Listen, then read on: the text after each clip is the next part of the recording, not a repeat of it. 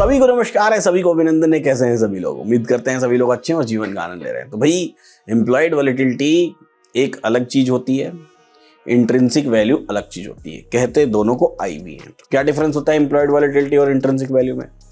और intrinsic value अगर होती है तो टाइम वैल्यू क्या होती है? अभी मैंने पिछली वीडियो की थी जहां पर मैंने सेबी कंसल्टेशन पेपर के बारे में बात किया था और वहां पर मैंने टाइम वैल्यू के बारे में आपसे बोला था। मैंने कहा कि उसके बारे में एक वीडियो होएगा।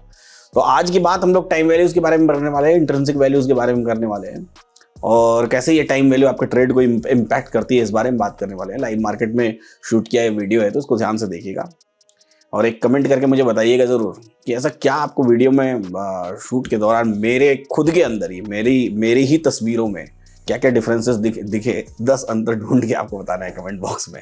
ये एक मजाक वाली बात है लेकिन फिर भी चलिए देखते हैं कौन कौन ढूंढ पाता है। फिलहाल अभी अगर आप इन्वेस्टिंग डैडी चैनल पर एकदम नए हैं तो इन्वेस्टिंग डैडी चैनल को सब्सक्राइब कर लीजिए, बेल आइकन प्रेस कर दीजिए, क्योंकि यहाँ पर ऑप्शन चेन से रिलेटेड आपको इतनी डिटेल्ड वीडियो मिलती है एब्सोल्युटली फ्री ऑफ कॉस्ट, जो आपको पूरे इंडिया में यूट्यूब के किसी चैनल पर नहीं मिलती है।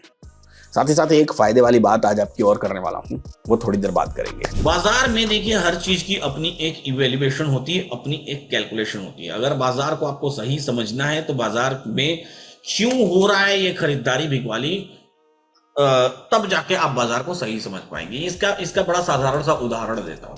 जैसे कि हम रोज क्या बोलते हैं कि डेली नित्य दिन अपने घर में कुछ ना कुछ ग्रोसरी का सामान यूज करते हैं, ठीक है ना।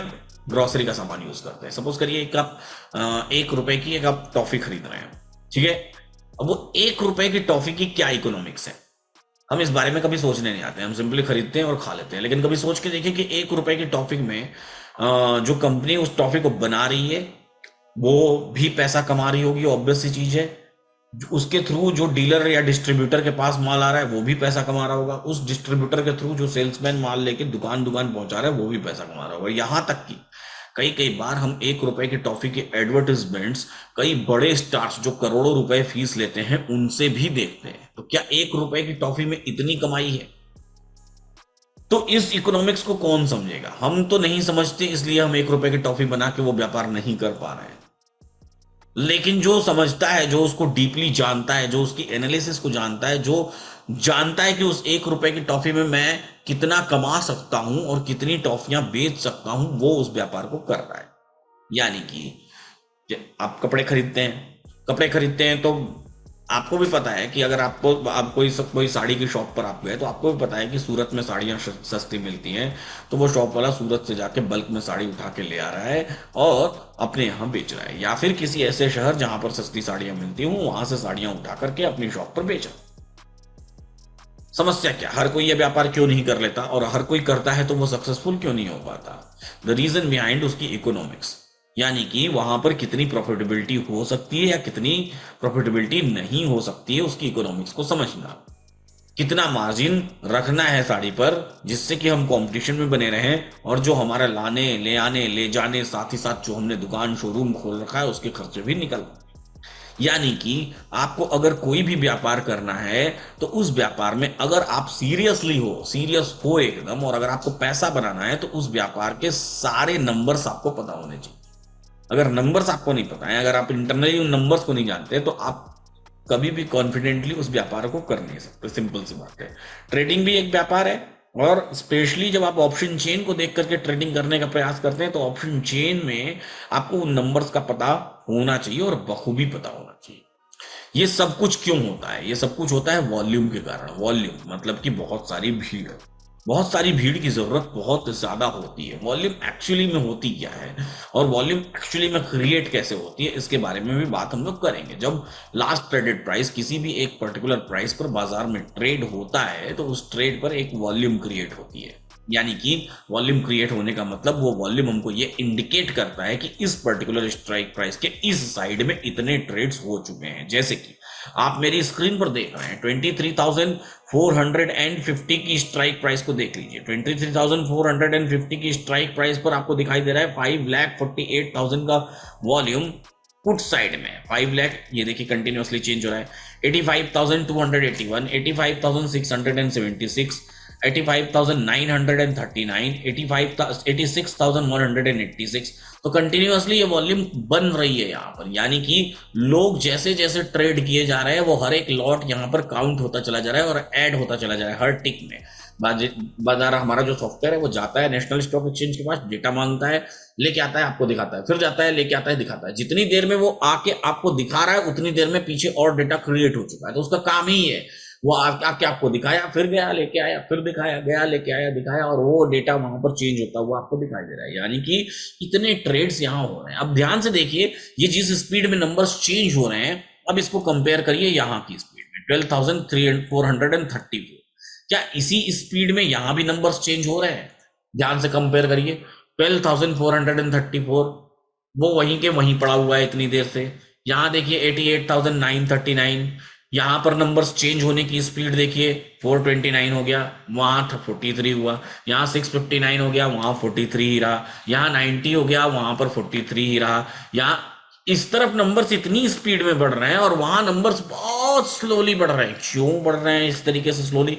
क्योंकि वहां पर वॉल्यूम कम जनरेट हो रही है, यानी कि यहां पर ट्रेडिंग कम हो रही है कॉल साइड में इस पर्टिकुलर प्लेस पर जाके देखेंगे, क्योंकि वो डीप इन द मनी है। मैं आपसे ही कहूंगा कि एक कॉल ऑप्शन खरीद लो, तो क्या आप 350 रुपए वाला कॉल ऑप्शन खरीदने जाएंगे? या फिर मैं आपसे कहूं कि एक पुट ऑप्शन खरीद लो, तो आप 450 का पुट ऑप्शन खरीदना प्रेफर करेंगे या 200 का पुट ऑप्शन खरीदना प्रेफर करेंगे? इस बात को अभी यहाँ पर पॉज करते हैं। अभी उससे एक ज़रूरी बात, जैसा कि मैं आपको हमेशा एनएफओ के बारे में अपडेट देता रहता हूँ कि न्यू फंड ऑफर आता है, तो न्यू फंड ऑफर का एक अपडेट है, इसको भी सुन लेते हैं। ये new fund offer PNB NFO small cap active fund का ऑफर है। अब है क्या इस एनएफओ में, इसको समझने की कोशिश करते हैं। पीएनबी मेटलाइफ जो है वो भारत मैन्युफैक्चरिंग फंड, इस पर्टिकुलर फंड का नाम है, और ये पीएनबी ऑलरेडी इंडिया का ट्रस्टेड ब्रांड है लाइफ इंश्योरेंस सेक्टर में, ऑलरेडी गवर्नमेंट की एंटिटी है। अब ये फंड की एनएवी होगी 10 रुपया। पॉलिसी होल्डर्स कैपिटल एप्रिसिएशन के लिए लॉन्ग टर्म में इस फंड को अपने पोर्टफोलियो में ऐड कर सकते हैं। अब बात ये है, सवाल ये है कि मैन्युफैक्चरिंग फंड में इन्वेस्ट क्यों करना चाहिए। देखिए, अलग अलग तरह के फंड होते हैं, कभी आप देखेंगे लार्ज कैप, कभी आप देखेंगे स्मॉल कैप, हाइब्रिड, ये मैन्युफैक्चरिंग है। तो मैन्युफैक्चरिंग फंड में क्यों इन्वेस्ट करना चाहिए, इसके पीछे मल्टीपल रीजंस होते हैं अपने पोर्टफोलियो के डाइवर्सिफिकेशन के, वो मैं आपको बता देता हूँ। एक मैन्युफैक्चरिंग फंड जो होता है वो डेडिकेटेड होता है, जो ट्रेडिशनल कंपनीज होती हैं और जो न्यू एज की मैन्युफैक्चरिंग सेक्टर्स की कंपनीज होती हैं, दोनों पे डेडिकेटेड होता है। दूसरी बात कि आप पार्टिसिपेट करते हैं मैन्युफैक्चरिंग, चूँकि इंडिया का एक इंपॉर्टेंट पार्ट है ग्रोथ स्टोरी का, तो ऑब्वियस सी चीज़ है कि वहाँ पार्टिसिपेट करना चाहिए आपको। डाइवर्सिफाइड होता है अक्रॉस डिफरेंट सेक्टर्स में, और ग्रोथ मिलता है क्योंकि इसमें व्हीकल के सेक्टर अलग हैं, सेमीकंडक्टर्स के अलग हैं, डिफेंस का अलग है, और लास्ट 5 ईयर्स में मैन्युफैक्चरिंग इंडेक्स का रिटर्न 28% है। अब पीएनबी मेटलाइफ जो है उसमें क्यों इन्वेस्ट करना चाहिए, 50,000 करोड़ का ऑलरेडी ये एयूएम कंपनी मैनेज कर रही है। दूसरी चीज़ की उन्होंने अभी मिड कैप फंड मार्च 2018 में लॉन्च किया था, जो ऑलरेडी एक भयंकर वाला ब्लॉकबस्टर था। अभी तक इसने लास्ट 5 ईयर्स में 32.8% का रिटर्न दिया हुआ है, और 5 ईयर्स के बेंचमार्क मिड कैप इंडेक्स को 7.3% से बीट कर रहा है, यानी बेंचमार्क इंडेक्स से 7.3% एक्स्ट्रा रिटर्न दे रहा है। मजेदार बात है। PNB MetLife small cap fund के साथ भी आया था फरवरी 2024 में, और अभी इतने ही दिन में इसने 20.8% का रिटर्न दे दिया है 5 महीने में ही। अब एक बात आपको बता देते हैं, अप्रॉक्सीमेटली 99% पीएनबी के इक्विटी फंड्स एयूएम जो हैं वो 4 से 5 स्टार रेटेड हैं मॉर्निंग स्टार से, जो कि एकदम प्रॉमिसिंग है, कि बताता है कि भाई ये अच्छा फंड हाउस है। और मैन्युफैक्चरिंग इंडेक्स की बात करें नेशनल स्टॉक एक्सचेंज पर जो है वो 29.8% रिटर्न दिया हुआ है लास्ट 5 ईयर्स में। एनआरआई कस्टमर्स भी इस पर्टिकुलर फंड में इन्वेस्ट कर सकते हैं। एनआरआई कस्टमर्स को इंडिया में क्यों इन्वेस्ट करना चाहिए? एनआरआई कस्टमर्स को इंडिया में इसलिए इन्वेस्ट करना चाहिए कि ऑब्वियस सी चीज़ है कि आपको यहाँ पर मिनिमम अमाउंट इन्वेस्ट करने के लिए मिल जाता है, कम से कम अमाउंट से भी आप इन्वेस्ट कर सकते हैं। और चूँकि आप जिस भी कंट्री में रहते हैं, अगर वो डेवलप्ड कंट्री है तो आपको वो ग्रोथ वहाँ नहीं मिलेगी, लेकिन इंडिया में अगर आप इन्वेस्ट कर रहे हैं तो ऑब्वियस सी चीज़ है, इंडिया भी डेवलपिंग कंट्री है, स्पेशली मैन्युफैक्चरिंग सेक्टर, तो ऑब्वियस सी चीज़ है कि मैन्युफैक्चरिंग सेक्टर तो इंडिया में धड़ाधड़ विकास कर रहा है, बढ़ रहा है, आगे बढ़ रहा है, तो आपको इंडिया में ज़रूर इन्वेस्ट करना चाहिए। और डिफरेंट अब आप जैसा भी अमाउंट चाहें वैसा अमाउंट आप इन्वेस्ट कर सकते हैं एज एन एनआरआई कस्टमर। पूरे फंड के बारे में एक बार फिर से बता देता हूं, पॉलिसी बाजार पर जाकर के डिस्क्रिप्शन बॉक्स में हमारी लिंक दी हुई है। ये फंड अभी से अवेलेबल है और 15 अगस्त 2024 है इसकी लास्ट डेट। फंड का नाम है PNB MetLife Bharat manufacturing fund और इसका बेंचमार्क इंडेक्स जो है निफ्टी इंडिया मैन्युफैक्चरिंग इंडेक्स है। चलते हैं वापस हम लोग अपने टॉपिक पे और वापस से हम समझने की कोशिश करते हैं। तो उस स्पीड में वो नंबर्स वहां पर उसी स्पीड में बढ़ते और घटते हैं, इंक्रीज और डिक्रीज होते हैं, जिस भी तरह का बाजार हमको दिखाई देता है। तो जब आप एटीएम के पास रहेंगे तो नंबर्स ज्यादा स्पीड में इंक्रीज और डिक्रीज होते हैं, और जब आप आउट ऑफ द मनी के कॉन्टेक्स्ट में जाएंगे या डीप इन द मनी के कॉन्टेक्स्ट में जाएंगे तो नंबर्स स्लोली इंक्रीज होते हैं। सबसे slow numbers deep in the money में इंक्रीज होते हैं, आउट ऑफ द मनी में तो फिर भी वो नंबर्स इंक्रीज होते रहते हैं। यानी कि कुल मिलाजुला के हम और आप जो ट्रेड जिन भी स्ट्राइक प्राइसेस पर करते हैं उन स्ट्राइक प्राइसेस पर ये नंबर्स इंक्रीज होते हैं। अब सपोज करिए कि हमको ये पता करना हो कि कौन सी ऐसी स्ट्राइक प्राइस है जिन पे दिन में लोगों ने सबसे ज्यादा ट्रेड किया है, तो आपको वो ब्लू कलर से हाईलाइटेड दिखाई देती है, कॉल साइड में भी और पुट साइड में। जो वो स्ट्राइक प्राइसेस जिन पे सबसे ज्यादा वॉल्यूम्स क्रिएट हो रही हैं। वॉल्यूम्स कैसे बनती हैं इस टॉपिक पर अभी हम और डिटेल्ड डिस्कशन करेंगे, क्योंकि जब ये टॉपिक हम ओआई के साथ कंबाइन करके डिटेल्ड डिस्कशन करेंगे। अभी फिलहाल आज का हमारा ये टॉपिक बेसिकली वॉल्यूम नहीं है, यहां पर हमारा टॉपिक है एलटीपी। तो ये वॉल्यूम्स क्यों चेंज हो रही है? क्योंकि एलटीपी बदल रही है। एलटीपी यानी कि लास्ट ट्रेडेड प्राइस। इसको देखिए 90 रुपीज 60 पैसा, 90 रुपीज 25 पैसा पर ट्रेड हुआ, वहां पर वॉल्यूम क्रिएट हुई। 90 रुपीज 10 पैसा पर अगला ट्रेड हुआ, वहां पर वॉल्यूम क्रिएट हुई। तो जिस भी टिक पर नया ट्रेड होता है वॉल्यूम उस तरीके से क्रिएट होती। लेकिन इस जो 90 रुपीज है इसका जो वैल्यू है, ये वैल्यू कहां से आया? ये कैसे तय हुआ कि ये स्ट्राइक प्राइस का ये पुट 86 रुपीज का ही बेचा जाएगा? क्यों नहीं इसको 125 में बेचा गया? क्यों नहीं इसको 25 में बेचा गया? क्यों? उस क्यों का जवाब ढूंढना भी बहुत जरूरी है, क्योंकि इसी क्यों का जवाब आप जब ढूंढने जाएंगे तो आपको बहुत सारे जवाब मिलते चले जाएंगे। जब तक हम क्यों का जवाब नहीं ढूंढेंगे तब तक हमारे अंदर का रिसर्चर जागृत नहीं हो सकता, क्योंकि एक क्यों से दूसरा क्यों मिलता है, दूसरे क्यों से तीसरा, और जितने ज्यादा क्यों का जवाब ढूंढते चले जाएंगे उतना ज्यादा आप अपनी रिसर्च में निखरते चले जाएंगे। तो क्यों इसकी प्राइस 86 रुपीज ही है? क्यों पुट साइड में ये प्राइसेस जैसे जैसे स्ट्राइक प्राइसेस बड़ी होती जा रही हैं वैसे वैसे ये नंबर्स बढ़ते चले जा रहे हैं, और कॉल साइड में जैसे जैसे स्ट्राइक प्राइसेस बड़ी होती चली जा रही हैं वैसे वैसे ये नंबर्स घटते चले जा रहे हैं। ऐसा क्यों है? क्यों है? क्यों इस तरीके से इस बाजार को दर्शाया गया है? क्यों इस तरीके से ये एलटीपीज सिस्टमेटिक तरीके से इंक्रीज या डिक्रीज हो रही है, ना कि अनसिस्टमेटिक? क्योंकि ये ट्रेड है तो होने को तो अनसिस्टमेटिक भी हो सकता है, क्योंकि एलटीपी का मतलब क्या होता है? लास्ट ट्रेडेड प्राइस, यानी आखिरी वो प्राइस जिस पर बायर और सेलर डिसाइड करे। बायर भी रैंडम, सेलर भी रैंडम, सब रैंडम, किसी को नहीं पता है, बायर को नहीं पता सेलर कौन है, सेलर को नहीं पता बायर कौन है, सब रैंडम। लेकिन फिर भी इन एलटीपीज के चलने का तरीका एकदम सिस्टमेटिक है। क्या मैं और आप बैठ के ये नहीं सोच सकते कि मुझे ये वाला पुट ऑप्शन जो 90 रुपीज का है, मुझे ये वाला पुट ऑप्शन सिर्फ 45 रुपए का अभी मिल जाए? क्या ये सोच नहीं सकते हम क्या ये 45 रुपए की बिड नहीं डाल सकते कि मुझे 45 में ही चाहिए ये वाला ऑप्शन, न कि 90 में चाहिए? तो बायर भी ऐसा, सेलर भी ऐसा, सेलर भी सोच सकता है कि मुझे 45 में इसको बेचना है, हो सकता है। तो क्यों फिर ये इतने सिस्टमेटिक चल रहे हैं? क्यों 89 की वैल्यू ज्यादा है, 72 की वैल्यू कम है? क्यों नहीं 72 वाला 89 हो गया और 89 वाला 72 हो गया, जब बायर और सेलर पर ही डिपेंडेंट है ये? तो ये भी अपने आप में एक सवाल है। इतना सिस्टमेटिक कैसे रैंडम ट्रेडर्स इतने सिस्टमेटिक कैसे हो सकते हैं, और बिना किसी इन्फ्लुएंस के इतने सिस्टमेटिक कैसे हो सकते हैं? कोई कह तो नहीं रहा है कि अगला ट्रेड 85 रुपीज 30 पैसा पर ये ट्रेड हुआ है, तो किसी ने कहा तो नहीं कि बायर और सेलर दोनों को कि अगला ट्रेड 85 रुपीज 45 पैसा पर ही करना? क्यों नहीं ये ट्रेड 95 पर हो गया? क्यों नहीं ये ट्रेड 100 पर हो गया? Because of demand and supply. Demand and supply का ये नेचर होता है, ये प्रकृति होती है, और इस प्रकृति को हम यहां पर ऑप्शन चेन में इवैल्यूएट कर सकते हैं, कैलकुलेट कर सकते हैं। इस कैलकुलेशन का सबसे पहली थ्योरी ब्लैक एंड शोल्स ने दी थी। ब्लैक एंड शोल्स की थ्योरी के अनुसार हम इम्प्लॉयड वॉलेटिलिटीज के थ्रू बाजार में इनकी प्रीमियम्स को कैलकुलेट कर सकते हैं। ब्लैक एंड शोल्स की थ्योरी का ऑलरेडी वीडियो अवेलेबल है, मैं उस जगह पर अभी फिलहाल नहीं जा रहा हूं, मैंने आपको नाम बता दिया।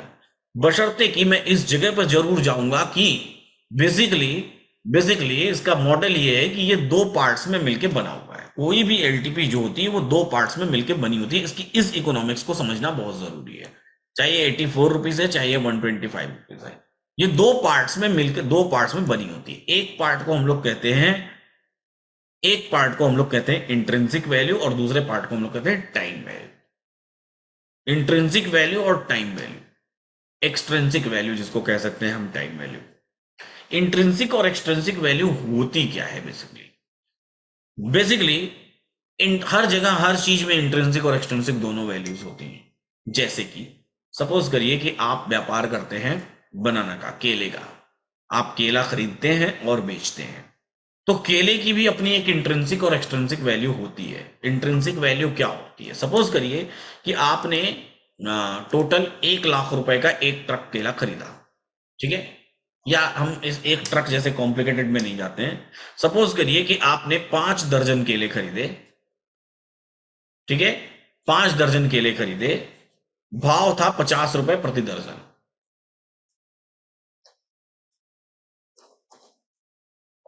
ठीक है? यानी कि 50 रुपए के 12 केले आपने खरीदे। अब ये 12 केले आपको बेचने हैं। आपने जब खरीदे तो ये हल्का सा कच्चा केला था, यानी कि पकने वाला था। जब ये अपने पीक पर आया तो चूंकि आपने खरीदा है, आपकी इंट्रिंसिक वैल्यू 50 रुपीज है, 50 रुपीज से कम में आप इसको तो बेचेंगे नहीं। तो अब अभी तुरंत कोई आता है दूसरा व्यापारी, आपसे कहता है कि भाई आप एक काम करो, मेरे को 60 रुपए दर्जन दे दो। 10 रुपए वो आपसे आपको एक्स्ट्रा पे करने के लिए तैयार है। आप कहते हो कि नहीं, मैं 60 रुपए दर्जन अभी दे सकता हूं या नहीं भी दे सकता हूं, क्योंकि अभी थोड़ा सा और ये पक जाएगा तो शायद मुझे 70 रुपीज मिल जाएंगे, अभी मुझे सिर्फ 10 रुपए की टाइम वैल्यू मिल रही है। चलिए वो थोड़ा सा और पक गया, अब एकदम रेडी टू सर्व है, यानी कि रेडी टू सेल है, बेचने के लिए तैयार है। अब उस केले के आपको मार्केट में 70 रुपीज मिल रहा है, यानी कि अब इसकी टाइम वैल्यू अपने चरम पर चल रही है, एकदम चरम पे है टाइम वैल्यू। 70 रुपए दर्जन बिक रहे हैं। नेक्स्ट डे आया, अभी भी केला ठीक है, पक रहा है थोड़ा सा ज्यादा, टाइम वैल्यू अपने चरम पर है, लेकिन आप सोचते हैं कि यार ठीक है, 1-2 दिन और रुक गया तो दिक्कत हो जाएगी, दिक्कत हो जाएगा, कहीं ये सड़ने लगे, तो आज आप उसका दाम क्या करेंगे? 2 रुपए घटा देंगे कि आज मैं 68 में ही इसको बेचता हूं। क्यों? क्योंकि ये खराब होने लगेगा अगर नहीं बिक पाया पूरा माल तो। नेक्स्ट डे आया, अगला दिन आया, अगले दिन और चूंकि केला ज्यादा पक चुका है, यानी कि अब इसकी एक्सपायरी करीब आ रही है, अब जल्दी से माल नहीं बेचा तो दिक्कत हो जाएगी। और आपने इतना माल बेच लिया है कि जिससे कि आपके 5 दर्जन या 5 दर्जन या 50 दर्जन या 5,000 दर्जन जो भी आपने खरीदे हो, आपने इतना बेच लिया है माल की जिससे कि आपकी कॉस्टिंग निकल चुकी है, या हो सकता है नहीं भी निकली हो, दोनों में से। लेकिन आज आपको दाम और कम करना पड़ेगा, क्योंकि आज 60 रुपीज में ही आप बेचेंगे, क्योंकि अब नहीं बेचे तो दिक्कत हो जाएगी। एक दिन और बीता, अब ये हो गया कि आज अगर नहीं बिका ना तो हालत खराब हो जाएगी, क्योंकि अब ये सड़ना शुरू हो जाएगा। तो आज कहेंगे चलो भाई इसको कॉस्ट टू कॉस्ट निकाल दो, आज कोई टाइम वैल्यू नहीं लूंगा मैं। और एक दिन बीत गया, अब इसमें से कुछ केले को आपको फेंकने पड़ गए क्योंकि वो सड़ गए, तो आपने कहा चलो ठीक है, भागते भूत की लंगोट भली, जो मिल रहा है उसमें बेच दो। एक दिन और बीता तो आप कहीं 20 में न बेचने के लिए तैयार हो जाए, बहुत स्पीड में अब ये इंट्रिंसिक वैल्यू भी आपकी गिरनी शुरू हो गई, यानी कि कॉस्ट से भी नीचे you are ready to sell, भी बेच के हटाओ। और एक दिन बीचा तो शायद वो किसी काम का ही नहीं रह गया, अब आप उसको बेच ही नहीं सकते, अब आपको उसको फेंकना ही पड़ेगा, यानी कि ना टाइम वैल्यू रह गई ना इंट्रिंसिक वैल्यू रह गई। तो इट मीन्स कि हर एक चीज की एक एक्सपायरी होती है, और एक्सपायरी के वो जितना करीब आता है, एक समय ऐसा आता है जब वो अपने चरम पर जाता है, अपने पीक पर जाता है, लेकिन एक समय ऐसा भी आता है जब उसकी कोई वैल्यू नहीं रह जाती है। इसलिए सही टाइम पर एंट्री करना और सही टाइम पर एग्जिट करना, सही वैल्यू पर एंट्री करना और सही वैल्यू पर एग्जिट करना, ये बातें बहुत जरूरी हैं। अगर नहीं करेंगे तो फंस जाएंगे हमेशा। जनरली हमारी ऑप्शन में थिंकिंग ऐसी होती है, ट्रेडिंग में ही हमारी एज अ ट्रेडर थिंकिंग ऐसी होती है कि भाई हम ट्रेडिंग को, ज्यादातर भारतीय ट्रेडर्स ट्रेडिंग को रियल एस्टेट या गोल्ड की तरह देखते हैं कि एक बार खरीद लिया भाई, चलो रखे रहो रखे रहो रखे रहो रखे रहो, बढ़ जाएगा भाव, बढ़ जाएगा भाव, और इस चक्कर में बहुत सारा पैसा गवा देते हैं। उनको अपने ट्रेड से, उनको अपनी पोजीशन से इतनी मोहब्बत हो जाती है कि उसको वो कहीं ना कहीं दफन करके ही छोड़ते हैं। जब तक वो दफन नहीं हो जाती तब तक उसको वो छोड़ते ही नहीं, इतनी मोहब्बत हो जाती है। बेसिकली ट्रेडिंग मोहब्बत का नहीं, बेवफाई का नाम है ना? क्यों? क्योंकि आपको मर्सीलेस होना पड़ेगा। मर्सीलेस कहने का मतलब क्या है? ट्रेडिंग मतलब शब्द का ही तो मतलब समझिए। ट्रेडिंग शब्द का मतलब समझिए। ट्रेडिंग, ट्रेड कर रहे हैं आप, ट्रेड कर रहे हैं मतलब आप जमीन खरीदते हैं तो उसकी आप ट्रेडिंग नहीं करते हैं, वो आप इन्वेस्ट कर रहे हैं। There is difference between investment and trading. Investment और ट्रेडिंग दोनों में डिफरेंस होता है। इसको आप ट्रेडिंग क्यों कहते हैं? क्योंकि ट्रेडिंग का नाम ही खरीदना और बेचना है। खरीदना है, बेचना है, आपको खरीदना है, बेचना है, खरीदना है, बेचना है, खरीदना है। अगर आपने यही काम नहीं किया तो फिर आपको तो नुकसान होना है ना। और जनरली इन ज्यादातर केसेस ट्रेडिंग करने के बजाय लोग उन उन उन उन उन पोजीशंस को रखना अपने पास पसंद कर रहे हैं। रखने को ट्रेडिंग नहीं कहते हैं। रखने को ट्रेडिंग नहीं कहते। खरीदना बेचना यही ट्रेडिंग है। और खरीदना बेचना, राइट टाइम पर खरीदना और राइट टाइम पर बेचना, ये बहुत जरूरी है if you are a trader. Investor है तो अलग बात है। तो कैसे कैसे जनरेट होती है ये इंट्रिंसिक एंड एक्सट्रिंसिक वैल्यूज, कैसे कैलकुलेट होती है इंट्रिंसिक एंड एक्सट्रिंसिक वैल्यूज? इसके लिए यहां पर चले जाइए हमारे 23 वाले वर्जन में। और 23 वाले वर्जन में यहां पर देखिए एक आपको आईवीटीवी का टैब दिख रहा है, दिख रहा है? ये आईवीटीवी के टैब पर क्लिक करिए। अब यहां पर ध्यान से देखिए, आपको इंट्रिंसिक एंड एक्सट्रिंसिक वैल्यूज सारे स्ट्राइक प्राइसेस पर दिखाई दे रही है। देखते हैं, जरा पढ़ते हैं इसको। 23,400 के कॉल साइड पे देखिए 182 रुपीज की प्रीमियम है। 182 रुपीज के प्रीमियम का यहां पर टाइम वैल्यू देखिए दिया हुआ है। कितना रुपया टाइम वैल्यू इसमें? 100 रुपीज। और इंट्रिंसिक वैल्यू कितनी है? 81 रुपया। यानी कि 81 रुपीज की आपकी लागत है और 100 रुपया आप वक्त का पे कर रहे हैं। किसका पे कर रहे हैं? टाइम का पे कर रहे हैं। क्यों टाइम का पे कर रहे हैं? क्योंकि अभी एक्सपायरी कितनी है? अभी एक्सपायरी है थर्सडे को। आज है Monday. Monday, Tuesday, Wednesday, Thursday, 4 दिन बचा हुआ है आपको इसको बेचने के लिए। तो क्यों नहीं आप इस पे एक्स्ट्रा पैसा कमाना चाहेंगे? कोई भी कमाना चाहेगा। जब 4 दिन बचा हुआ है, 4 दिन में आराम से आपको आपकी लागत से अच्छा पैसा मिल सकता है। इसलिए एक्स्ट्रा पैसा इस पे कमाने की कोशिश की जा रही है। और यहां पर देखिए 23,700, 44 रुपीज का प्रीमियम है। ये पूरा का पूरा प्रीमियम ही 44 रुपीज के 44 रुपीज ही आपकी टाइम वैल्यू है। यहां कोई इंट्रिंसिक वैल्यू नहीं है। तो क्यों है ये डिफरेंशिएशन?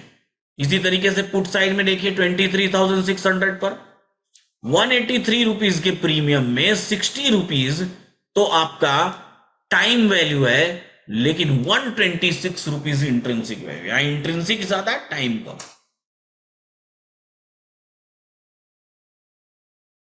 इंट्रिंसिक ज्यादा, टाइम। वहीं अगर आप यहां देखें तो टाइम वैल्यू ज्यादा, इंट्रिंसिक वैल्यू कम। और बाहर देखें तो सिर्फ टाइम वैल्यू, इंट्रिंसिक वैल्यू है ही नहीं। और अंदर देखें तो टाइम वैल्यू माइनस में आ गई है, इंट्रिंसिक वैल्यू पूरी की पूरी प्रीमियम की इंट्रिंसिक वैल्यू है। इट मींस कि देयर आर डिफरेंशिएशंस, कहीं ना कहीं वहां पर डिफरेंशिएशंस है। इन डिफरेंशिएशंस को समझना भी बेहद जरूरी है। बेसिकली इंट्रिंसिक वैल्यू होती क्या है? बेसिकली इंट्रिंसिक वैल्यू या टाइम वैल्यू होती क्या है? देखिए, इंट्रिंसिक वैल्यू या टाइम वैल्यू किसी भी स्ट्राइक प्राइस पर बाजार के भाव की हैसियत कितनी है, बाजार के भाव की हैसियत कितनी है, वही होती है इंट्रिंसिक वैल्यू। मतलब कि क्या हुआ? मतलब ये हुआ कि सपोज करिए कि आज ही ये बाजार एक्सपायर हो जाए, आज ही एक्सपायरी हो जाए, खत्म, अभी बाजार खत्म हो गया तुरंत, तो इस 450 रुपीज पर आपको मिलेगा कितना कॉल साइड? जितना रुपया भी बाजार 450 से ऊपर है वही आपको मिलना है। तो अभी देखिए बाजार 450 से कितने रुपए ऊपर है? 72 रुपीज, 22 रुपीज। तो यही 22 रुपीज की इंट्रिंसिक वैल्यू 450 और 472 के बीच का जो डिफरेंस है, उसी डिफरेंस की वैल्यू आपको इंट्रिंसिक के फॉर्मेट में वहां दिखाई दे रही है। अभी नंबर्स चेंज होंगे तो देखिए, 72 है, 72.05, तो 22.05 आपको वहां दिख रहा है। अब देखिए 70.80 हो गया, तो यहां भी इंट्रिंसिक बदल के कितनी हो गई? 20.80। ध्यान से देखिए, नंबर्स जैसे जैसे चेंज होंगे आपको इंट्रिंसिक में वहां वहां बदलाव दिखाई देगा। ये हो गया कॉल साइड में। ऐसे ही पुट साइड में, जैसे 500 है, तो 500 पर इंट्रिंसिक वैल्यू 29 रुपीज है, यानी कि 500 से बाजार कितना रुपया नीचे है? 29 रुपीज 20 पैसा नीचे। तो कॉल साइड में बाजार के भाव में से स्ट्राइक प्राइस को घटा दीजिए, वो हो जाएगी आपकी इंट्रिंसिक वैल्यू। पुट साइड में स्ट्राइक प्राइस में से बाजार के भाव को घटा दीजिए, वो हो जाएगी आपकी इंट्रिंसिक वैल्यू। और प्रीमियम में से इंट्रिंसिक वैल्यू को घटा देंगे तो आपको मिल जाएगी आपकी टाइम वैल्यू। प्रीमियम में से इंट्रिंसिक वैल्यू को घटाने का कहने का मतलब क्या है? ये देखिए, आपका कॉल साइड में प्रीमियम कितना है? 140 रुपीज है। 140 में से ये 23 घटा दीजिए, बचा 117। यही है आपकी टाइम वैल्यू, इतने टाइम की कीमत है आपके। यानी कि ये जो प्रीमियम है, ये जो एलटीपी है, ये इन्हीं इंट्रिंसिक और एक्सट्रिंसिक वैल्यूज से मिलकर के बना हुआ है। इन्हीं इंट्रिंसिक और एक्सट्रिंसिक वैल्यूज से मिलकर के बना हुआ है। चाहे आप कॉल साइड की बात करें, चाहे आप पुट साइड की बात करें। यानी कि कॉल साइड में जब तक बाजार जिस भी स्ट्राइक प्राइस से ऊपर रहेगा, बाजार जिस भी स्ट्राइक प्राइस से ऊपर रहेगा, वहां तक तो आपको इंट्रिंसिक वैल्यू मिलेगी, क्योंकि बाजार के भाव में से स्ट्राइक प्राइस को घटाना है। तो बाजार 450 के ऊपर है तो यहां पर इंट्रिंसिक वैल्यू मिलेगी। मान लीजिए ये बाजार 16 रुपया और घट गया, बाजार आ गया 50 पर, तो आपकी इंट्रिंसिक जीरो हो जाएगी। और 50 से जैसे ही नीचे गिरा, आपकी इमेजिनरी लाइन इधर चली जाएगी और इंट्रिंसिक जीरो में आ जाएगा। जैसे कि 500 है, तो 500 से ऊपर बाजार है नहीं। अभी जैसे यहां पर 22 रुपीज इंट्रिंसिक है, मान लीजिए ये बाजार घट के अगर 60 आ गया तो 10 रुपीज बचेगी आपकी इंट्रिंसिक। यही बाजार घट के 55 आ गया तो 5 रुपीज बचेगी आपकी इंट्रिंसिक। यही बाजार घट के 51 आ गया तो 1 रुपया बचेगी आपकी इंट्रिंसिक। और एक टाइम पर ये इंट्रिंसिक जीरो हो जाएगी, जैसे अभी 500 की हो चुकी है जीरो। यानी कि एक बाउंड्री कॉल साइड में आप खींच सकते हैं, जिस भी बाजार जिस भी स्ट्राइक प्राइस के ऊपर है, उस स्ट्राइक प्राइस के ऊपर एक बाउंड्री खींच दीजिए। तो यहां पर आप देखिए, एक बाउंड्री हमने खींच दी है रेड कलर से, रेड कलर की लकीर यहां पर हमने खींच दी है कॉल साइड में। किस स्ट्राइक प्राइस के ऊपर? बाजार 450 के ऊपर है तो 450 के ऊपर खींच दिया। ये 500 के ऊपर होता तो 500 के ऊपर खींच दिया। ऐसे ही पुट साइड में जितना रुपया इससे नीचे गिरा, 500 से कितने रुपए नीचे है बाजार? 21 रुपए। मान लीजिए कि ये वैल्यू कम हो जाए, मान लीजिए 90 पर आ जाए तो 500 से कितने रुपए रह जाएगी? 10 रुपीज। मान लीजिए 95 आ जाए तो यहां कितने रह जाएगा? सिर्फ 5 रुपीज रह जाएगा। मान लीजिए 99 आ जाए तो यहां कितना रह जाएगा? सिर्फ 1 रुपया रह जाएगा। और एक टाइम ऐसा आएगा जब बाजार इस स्ट्राइक प्राइस के 500 के ऊपर आ जाएगा। जैसे ही ऊपर आएगा वैसे ही यहां क्या हो जाएगा? जीरो हो जाएगा। जैसे देखिए 450 के ऊपर आ चुका है तो यहां जीरो हो गया। तो यहां भी आप एक लाइन खींच दीजिए, जिस भी स्ट्राइक प्राइस के ऊपर बाजार आ गया है उसके उसके उसके पास एक लाइन खींच दीजिए। तो 450 के ऊपर आ चुका है तो वहां भी लाइन खींच दी। तो हमारे पास एक लाइन खींच गई 450 और 500 के बीच में, 450 और 500 के बीच में। या फिर ऐसा कह सकते हैं कि पुट साइड में जिस स्ट्राइक प्राइस के नीचे तक गिर गया बाजार, वहां लाइन खींच दीजिए। कॉल साइड में जिस स्ट्राइक प्राइस के ऊपर तक बाजार आ गया है और पुट साइड में जिस स्ट्राइक प्राइस के नीचे तक बाजार आ गया है, वहां लाइन खींच दीजिए। लाइन एक ही जगह आएगी, इसी लाइन को हम कहते हैं इमेजिनरी लाइन। तो जितनी भी स्ट्राइक प्राइस पर कॉल साइड में या पुट साइड में आपको इंट्रिंसिक वैल्यू दिखाई देती है, देखिए कॉल साइड में और पुट साइड, जितनी भी स्ट्राइक प्राइसेस पर आपको इंट्रिंसिक वैल्यूज दिखाई देती है, इन्हीं स्ट्राइक प्राइसेस को हम लोग इन द मनी की स्ट्राइक प्राइसेस कहते हैं। कॉल साइड में ये हो गया आपका इन द मनी, और पुट साइड में हो गया ये आपका in the money. In the money की स्ट्राइक प्राइसेस कहते हैं, यानी कि इनके पास इंट्रिंसिक वैल्यू है, इंट्रिंसिक वैल्यू, इसलिए उसको हम इन द मनी कह रहे हैं। उसके पास है अवेलेबल पैसा, उसकी वैल्यू अवेलेबल है, इसलिए वो इंट्रिंसिक है।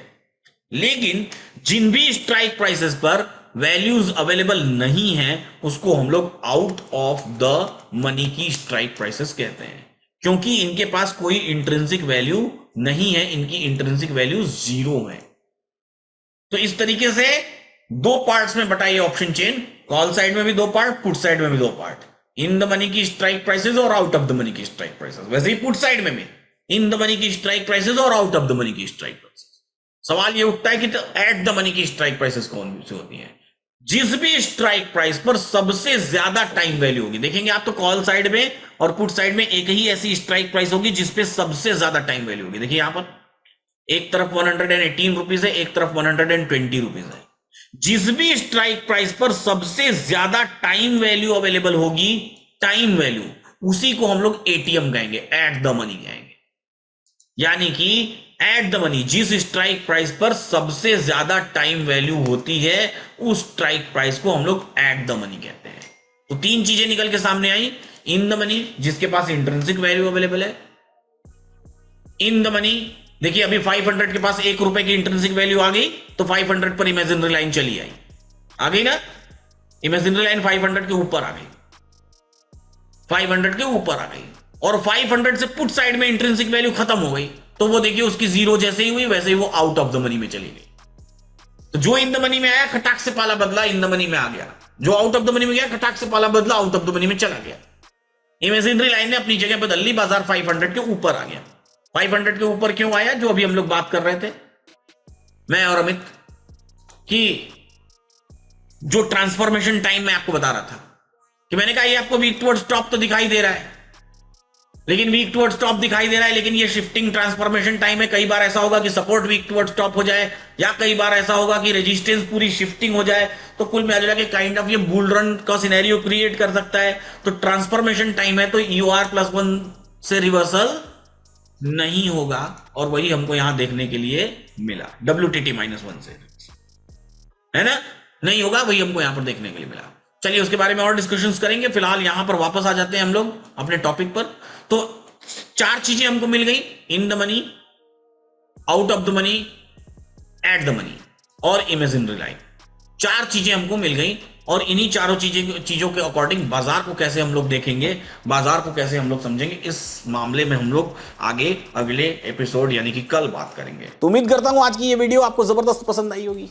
बहुत सारी बातें हमने यहां पर की हैं, और PNB का जो NFO है, न्यू फंड ऑफर है, जिसका नाम है PNB MetLife Bharat manufacturing fund. इस न्यू फंड ऑफर के लिए अगर आपको इन्वेस्ट करना है तो 15 अगस्त 2024 है इसकी लास्ट डेट। आप फंड हाउस के डॉक्यूमेंट्स, स्कीम्स के डॉक्यूमेंट को ज़रूर समझिए। अगर हो सके तो अपने इन्वेस्टमेंट एडवाइजर की सलाह लीजिए, और अपनी समझ और विवेक के साथ ही आप इसमें इन्वेस्ट करने की कोशिश करिए। NRI कस्टमर हैं तो भी आप इन्वेस्ट इसी लिंक से कर सकते हैं। और रही बात बाकी नेक्स्ट वीडियो में जल्दी ही मैं आपके साथ आऊँगा, और आपको नेक्स्ट वीडियो में बहुत सारी दूसरी बातें हम लोग करेंगे, इस टॉपिक को कंटिन्यू करेंगे। फिलहाल आज के लिए इतना ही। इन्वेस्टिंग डैडी चैनल को सब्सक्राइब कर लीजिए, बेल आइकन प्रेस कर दीजिए, इस वीडियो को लाइक ज़रूर करिएगा और शेयर ज़रूर करिएगा अपने फ्रेंड्स एंड फैमिली के साथ। ऐसे ही सीखते रहिए, मुस्कुराते रहिए और जीवन का आनंद लेते रहिए।